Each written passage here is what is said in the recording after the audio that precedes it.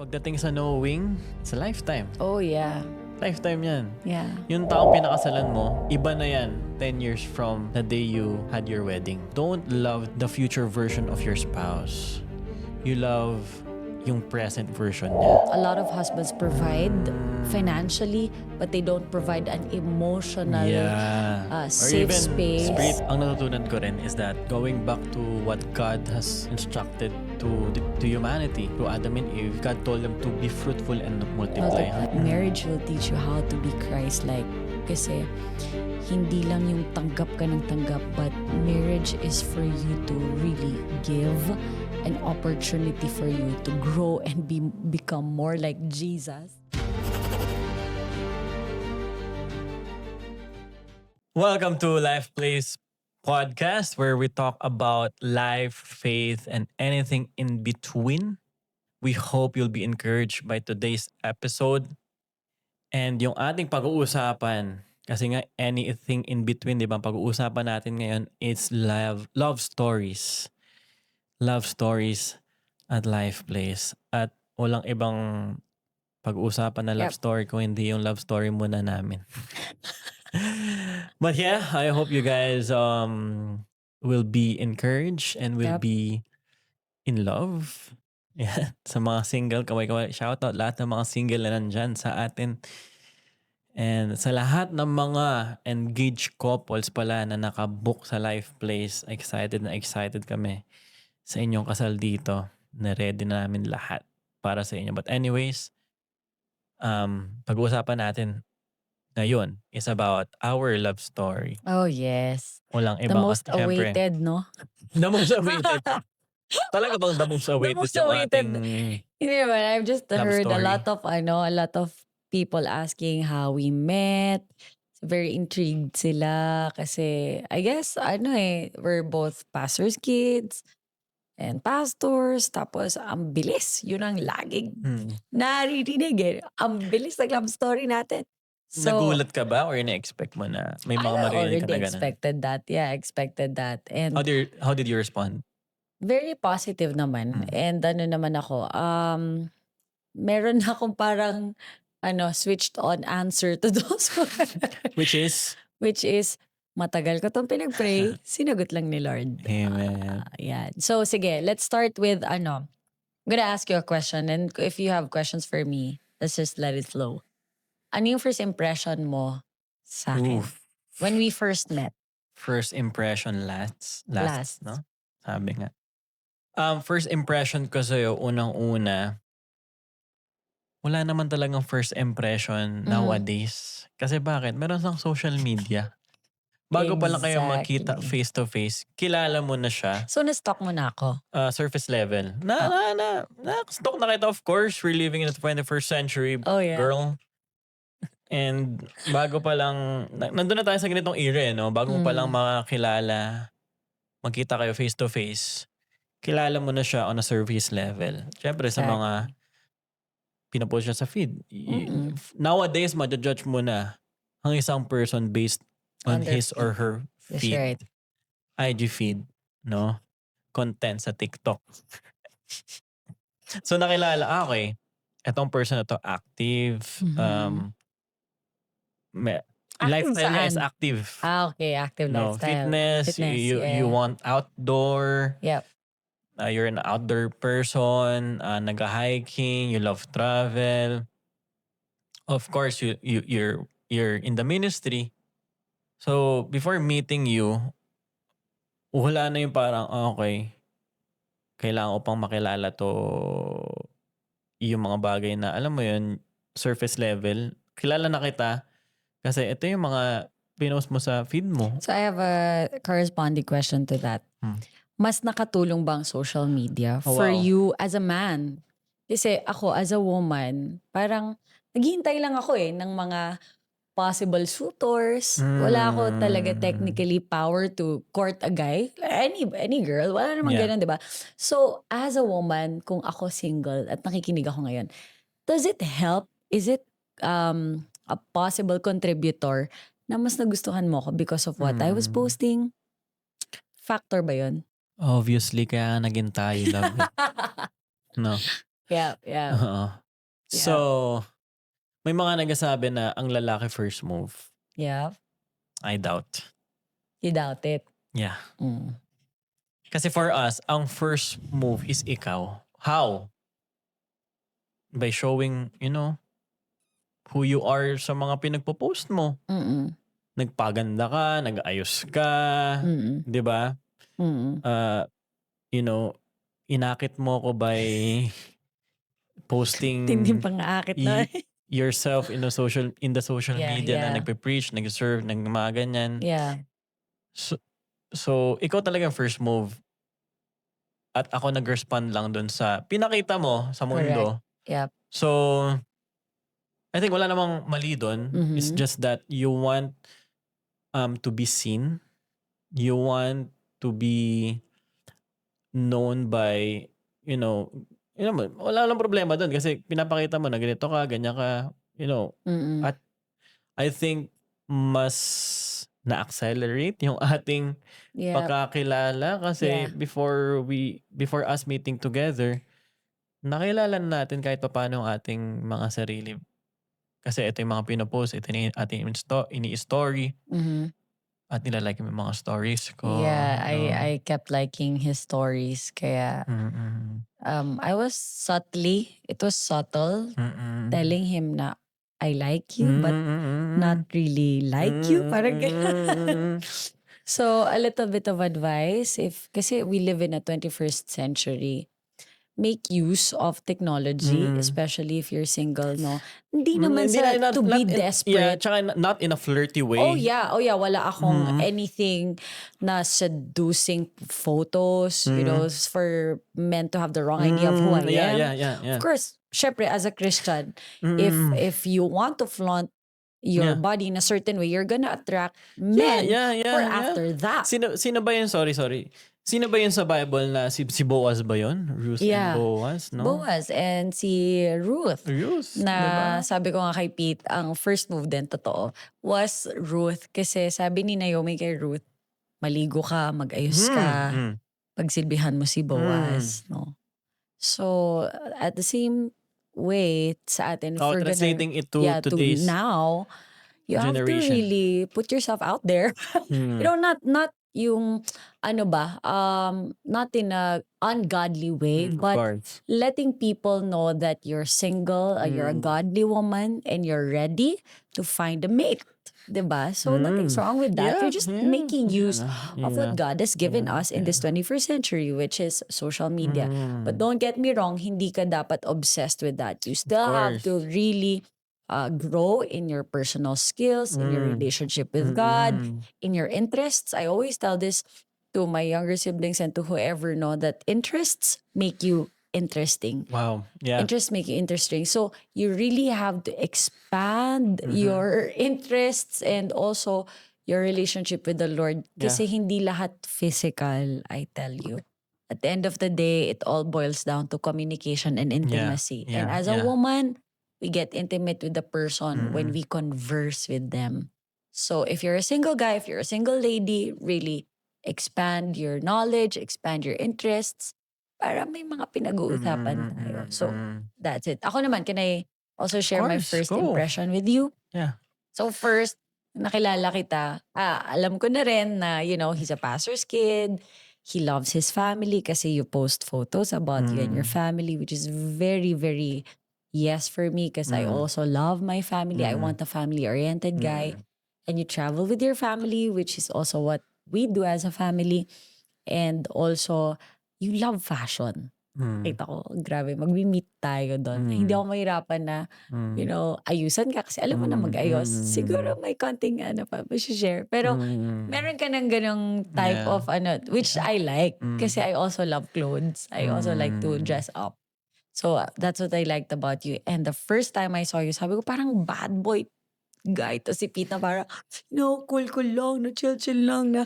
I was even wondering, gusto pa ako nito? Gusto mo ba ako? Kasi hindi mo ako pinapansin. So ka naman nagpapapansin Okay, go. So dito since ako. andyan na tayo sa, na yan, sa part na yan, no? Okay. Okay, nag-meet na tayo. Okay, first meet. Sa mga hindi nakaalam, kami pumunta sa Baguio together with the guy behind the cameras, JM, Oh, and yeah.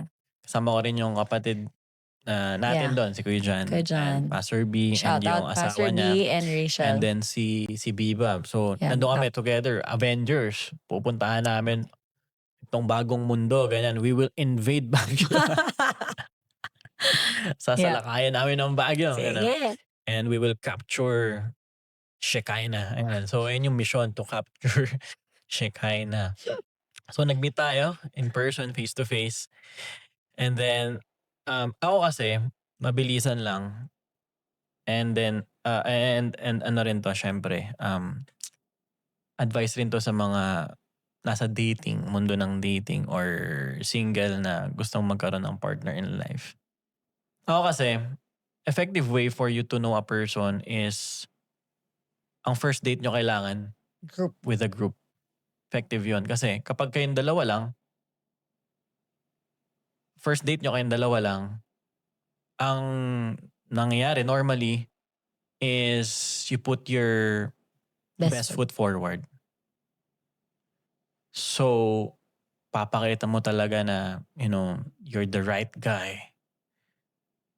At Pakitang gilas ka papakitang talaga. gilas ka, magpe-pretend ka, ganun. Pero kung kasama yung mga tropa mo and they really know you, That's right. tapos ika-capture mo na si Shekinah, capture niya si Shekinah, hindi mo pwedeng pakita yung hindi ikaw kasi malalaman ng mga kasama ko, mga close ones mo na, hindi naman ikaw yun, you're faking it, boy. Exactly. That's So, not yung you, nangyari boy. sa atin, Right. I did not fake myself. Wow. Myself. I did not pretend. No? Exactly. I just show kung sino talaga ako. Yeah, yeah. And ayun yung maganda whenever you want to date somebody, unang-una you go with your group. You go with your friends. So, group dates, very effective yan. Kasi hindi niya talaga matatago yung hindi kayo. Talagang lalabas. And ano din, at the same time, it's also protection and Yeah. accountability. Exactly. That's one thing. Especially, yeah. Yeah, that's one thing. Oh, yeah. Yeah. So, Hindi ayun yung maganda kayo- kapag group dates. Yeah, hindi kayo matutulak sa isang bagay na you'll soon regret. I have nothing against, couples who have made it romantically before getting married, no? But as believers, really you want to protect your purity. And yun, I want to testify that now when I met Peter, I shared to him all of my past. I had an ugly past, yung compared to his past, ha. So lahat yun, every detail, I shared it to him. And sabi ko, when I meet the man that God has for me, at alam ko yun, I really want to protect my purity kahit na dungisan yung purity ko. And hanggang sa dumating tayo sa altar. Wow, ang bilis na, fast Okay, forward. so no? wait. Hold on. Yeah. $1 million question. Okay. Unang kita mo ba lang sa akin na sabi mo na ako na? Nung nakita ko si Pete, naramdaman ko. Pero hindi entirely 100%. Paano? Because- Parang naisip mo baka meron pang iba, ganun? Sabi ko, kasi malaking transition from Baguio. So nakita mo naman 100% ako nga. Yeah. Tama ba? Yes. Yung person na nakita mo in the future ako. Pero may mga pwedeng hindrances or may challenges mga... along the way before us, getting married. Pero nakita mo na talaga ako. Yeah. Hindi ka basta tinataas sarili ko. All glory to me. May mga may mga challenges ako noong una, especially nung nagkaroon ng parang mini debate kami. Tindi nun, ang init ng debate na yon na talaga sabi ko parang iba atang paniniwala ko sa paniniwala nito. Pero I had that wrong mindset nga. Anyways, ibang story yon. So parang dun ako medyo, sabi ko, parang nasayangan niya ako, sayang. Parang okay pa man din sana to si Peter. Pero yung paniniwala namin parang different. And then that's where clarity came nung nagkaroon na tayo ng time to really get to know each other. Yeah, Exactly. Yeah. So nung una, sabi ko talagang, eto na, anak ng pastor, ganun. Sinasabi ko yung kila Mike sa mga kapatid ko na, na-meet ko na siya. Ganun yung term ko. Pero may pero. Yun nga, kaya importante to really have that time to prepare for questions if you really want to know. Pero about yung this pero na person. yun, or let's say yung resistance Mhm. or challenge or hindrance, whatever you may call it, Mm. mas nangibabaw yun more than me prolonging yung knowing stage. Okay, mas nangibabaw pa rin ikaw. Parang Mm. mas, sabi ko, this is a minor thing that can be resolved. Mm. Hindi ito worth it na i-let go ka. Wow. Mm. Pogi mo talaga, babe. Yeah. Hindi worthy na gawin kong reason to para i-let go ka. I have to pray for this. I have to really seek God. And then, ang bilis kasi ng transition from the first time we met, pumunta ako ng Siquijor for my birthday. And then you pick me up. He picked me up at the airport. Pakilala niya ako agad sa family. So sabi ko, Lord, parang ang bilis. So at that time, if this is it, Lord, kasi I was 30. I just turned 30. That time, sabi ko, ayoko na mag-waste ng oras ko. I really desire for a husband and I want kids. I really want kids. Noong una, medyo distraught pa yung thinking ko na, sige, maging ano na lang ako, single and probably meet the man of my life and then have no kids at all kasi mahal, ganun. Pero deep inside of me, I really desired for kids. So sabi ko, kung eto na talaga to, Lord, bigyan mo ako ng sign.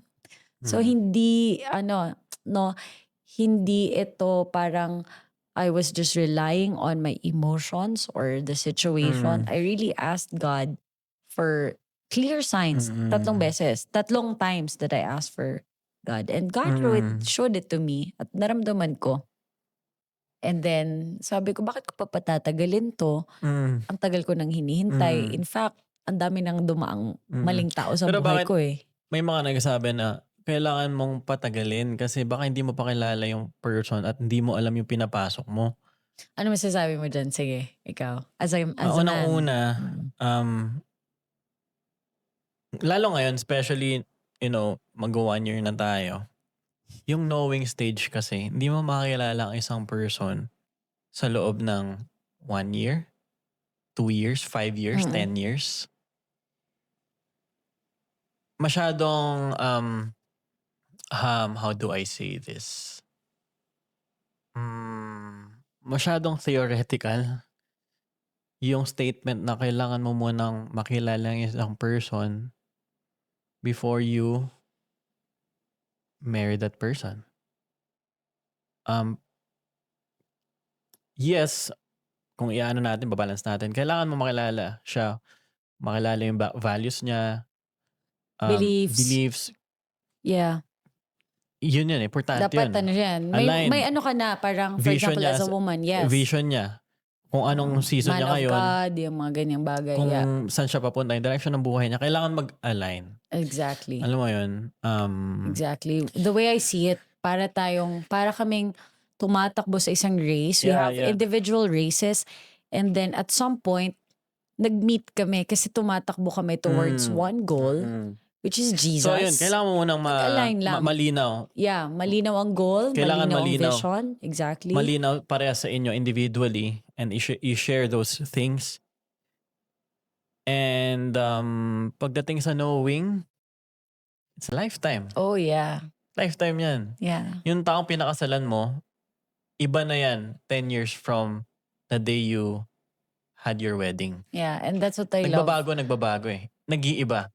Kaya nga yung pagmamahal, you don't love the future version of your spouse. You love yung present version niya. Oh yeah, that's what I love about you kasi you still proved na even after yung dating natin, you're still courting me. You're still, taking me out on dates. Yeah. At married na, you're still affectionate, hindi lang sa una. So for us, ang magandang advantage ng maagang kinasal, sa mga hindi nakakaalam, September last year, nagkamit kami First face-to-face, first meet. And then October, naging tayo, boyfriend, girlfriend. November, we got engaged. And then December, we got married. Woohoo! Every month may nangyayari. So, ang bilis ang bare months natin last year. No? Pag-iibigan. Yeah. So, ganun kabilis. Yeah. Tapos, ang advantage nun is that we get to travel, Oh you yeah. know, kaagad And we na, get to we get to start the mission yeah, together. together. May mission na pero yung goal natin hindi na parang burden ka kasi I have to pray that God will give you the wisdom and direction. Kasi as a woman, my job is to submit. Hindi Yeah. ako pwedeng mag-lead. I can lead, our children, pero as yung biblical structure ni Lord is sa family, the man has to lead and the wife has to submit. So, hindi ako nahirapang mag-submit sa'yo kasi malinaw na yung direksyon ni Lord sa'yo as a man to really, I know where you're taking me. Hindi ako parang confused. Saan ba tayo pupunta? Hindi ako ganon as a woman. So, I easily gave my submission as a gift to you because you know how to lead me. So, ang prerequisite for a woman to be in submission to the husband is that ang kailangan ng husband is ready naman. Ready to provide kasi yun naman ang requirement ng isang husband, to be a provider. And that's not just only finances. Kasi a lot of husbands provide financially, but they don't provide an emotional, Yeah. Or safe even space. spiritual provisions. First of all, spiritual, guidance. Mm. Na naramdaman ko, hindi kita binubuhat. Pero dalawa tayo na tumatakbo na. Hindi ka na burden sa akin. Because, sa past natin, we have encountered those things already. At medyo double time ka pa na nagbubuhat imbis na tumakbo ka na ng mabilis. And that's what I love about, our love story. Kasi nakita ko yung clarity ng vision mo as a man. And I asked you, anong goal? Anong nakikita mo sa akin at sa atin? The first thing that you said that really captured my heart and my mind was that you said, I will multiply you. Sabi ko, Lord, matagal ko may nagpe-pray. Really? Kasi that's my, that's parang motto ko na siya na when you're in a relationship, parang ako as a woman and as a man, what I have, God is entrusted something Of course, to us already. that's the instruction of God, Yeah. Genesis pa lang eh. Exactly. Our relationships should multiply you. Be fruitful and multiply. Not, decrease you, hindi para mabawasan ka or divide, but it should multiply parang sa investment. Kasi mag-invest ka ng time and everything, no? Kailangan may mabalik, kumbaga. And when you said that, sabi ko, this is what the Lord has already given me. I won't waste any time. Yeah. So makita na sa marriage, ang natutunan ko rin is that going back to what God has instructed to humanity through Adam and Eve, God told them to be fruitful and multiply. Hanggang ngayon, 'di ba? Ngayon pa rin instruction ni God. So para sa akin, dadali ng dalawang person 'yun. The husband is to be fruitful, pero syempre both of us should be fruitful. Pero I think siguro may idea lang to The husband must be fruitful, and whatever he has produced financially or spiritually, kung ano man, ibibigay niya yun sa asawa niya. And the wife will multiply. Kaya nga ang instruction ni God kay Adam and Eve is to be fruitful and multiply. Right. So, parehas nilang mission yun kasi they're one. Pero ang mission ni husband is to be fruitful. Mission ng wives is to multiply. But both of them are working in the same mission. Right. And that's exactly what you did to multiply. me. Kasi diba, I was a full-time minister. And then when you introduced your life, yung business side, ministry, business, sabi ko, Lord, I've been praying for this. Kaya again, I want to reiterate yung desire ko. Sabi ko, Lord, increase my capacity to steward this well. Kasi ito na yung multiplication na binigay mo sa akin.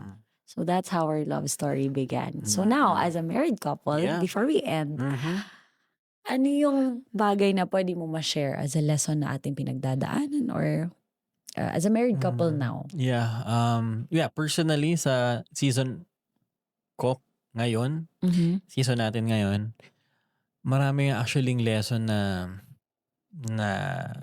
took note ko, of course, and dinala ko. At ngayon, hanggang ngayon, ina-apply ko pa din. Siguro kung meron man isa, is that you have to put God everything. Masyadong cliche, put God first in everything. When you put God first in everything will be in order. Wow. Lahat yan. You will love your spouse, you will love your wife. Yeah. Mas mamamahalin mo yung wife mo kasi inuna mong mahalin si God. Yeah, Jesus at the center pa rin. Jesus at the center. So, the enemy wants everything to be disordered, and he is master of in things that is disordered. Disunity, Disunity, chaos. division, ganyan. Right. Kaya nga napaka-importante na we have to keep on reminding ourselves na if you put God first, if He is the center of everything that you do, lahat yan is magkakaroon ng order. Lahat yan magiging healthy. So kaya kita kaya kita na bibigyan ng love, na poprovidean ng spiritually, emotionally, kung ano man, is that I put God first in everything. No, I put Him first. He is my center. He is the priority. So, yun. Ayun yung para sa akin na I think hindi lang naman sa ngayong season. It will be, for the rest of our lives. How about you? Sa akin, yung una kong nakita sa marriage, kasi I had this wrong notion that marriage is to please you. Para ma-patch up yung missing, piece, or to complete you.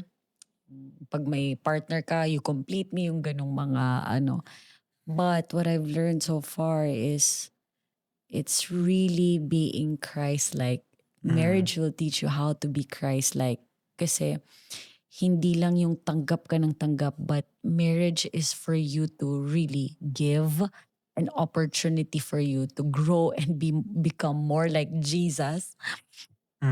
When it comes to forgiveness, when it comes to dealing problems sa atin, when we have, wala naman tayong major na pag-awayan, but when there's little misunderstandings,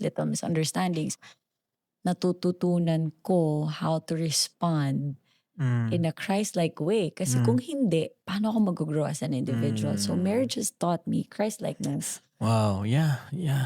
So it's really a blessing, no? Na Yeah. ito rin yung bagay na ayaw ng kaaway for couples to do, to get married. Yeah. Kaya maraming mga couples they na, they stay together but they're not married. Kasi the enemy is trying to, steal the blessing. Kasi when there's marriage, Christ is at the center. There's a covenant na it's between you and God, not just us. Yeah. It's your covenant to the Lord. Yeah, And so when you have a covenant to God, the blessing will flow. Exactly. That's right. Kaya lahat ginagawa ng kaaway to distort marriage. Exactly. To build a wrong, it's just a lie. Ang marriage is just a piece of paper or contract. And some say, bakit pa kailangan ng marriage kung pwede namang mag-live-in since I already that's a love lie you. from the enemy. Exactly. And that's the enemy trying to stop us from really making this covenant with God. Kasi alam niya when you have this, commitment and covenant, it's not just a commitment, it's a covenant, doon dadaloy talaga yung pagpapalang more than enough. Kasi sabi ng Bible, he who finds a wife finds a good what thing. is good. Yeah, obtains favor from the Lord. So, I really believe that there's power in marriage. But if you're single at hindi mo pa time, you have to really pursue your purity and remain faithful in your season. But if Mm. God is speaking to you, you're a couple, at nasa sa inyo na yung tamang season, tama, Mm. if you have the resources for that, challenge you, obey the Lord, hear the voice of God, Yeah. and you will experience yung more than enough. Yeah. Well, marami pa tayong gustong ma-share sa bawat isa. I think 1 hour or 30 minutes, 30 to Yeah. 1 hour is not enough Oh yeah. for us to share our Journey. journey. Napakarami tayong pwedeng ma-share. Tagal na natin love, no? Mag-50 years na yung ating pag-usama. Grabe, talaga. Nakaka-bless. Tagal, sobrang tagal. Well, yeah. All right. So I hope everyone has enjoyed this episode. And if you guys want for us to talk about it more, you can comment down below. Chat whatever topic you want us to talk about. If you have questions or anything that you want us to share, just type it down, like and share this page para mas marami pang mapagpala. Thank you guys for tuning in, and we really, really appreciate you. All See right. you on I'll the see you. next episode. Bye.